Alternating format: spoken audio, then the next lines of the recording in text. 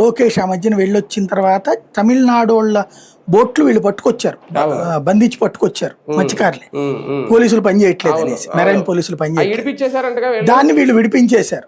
ఆ విడిపించినందుకు కుల పంచాయతీ రాష్ట్ర వ్యాప్తంగా ఉన్న మత్స్యకారులందరూ ఒక చోట కూర్చుని, కాపులు పెద్ద కాపులు అందరూ ఒకటే కూర్చుని ఇచ్చిన తీర్పు వాళ్ళకి 2 కోట్ల రూపాయల పెనాల్టీ. ఇదంతా కూడా అది ఒక పక్కన కట్టేశారు. కట్టడం ఏదో జరుగుతోంది అక్కడ వ్యవహారం. ఈ టైంలో పార్టీ ఇమేజ్ మత్స్యకారులు బాగా డ్యామేజ్ అయ్యింది. రాష్ట్ర వ్యాప్తంగా మత్స్యకారులు మన జాలర్లనే అరెస్ట్ చేయించారంట కూడా, కేసులు పెట్టి. అవును, ఆ టైంలో ధర్నాలు చేశారు.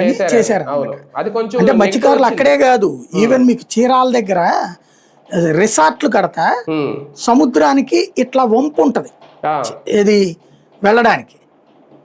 అంటే ఇట్లా సముద్రంలో వాటర్లో ఈ పక్కన కాలువలాగా ఉంటది కదా, కాలువలో పడవలు పెట్టుకుంటారు, పెట్టుకుని ఇట్లా వచ్చి ఇట్లా వెళ్తది.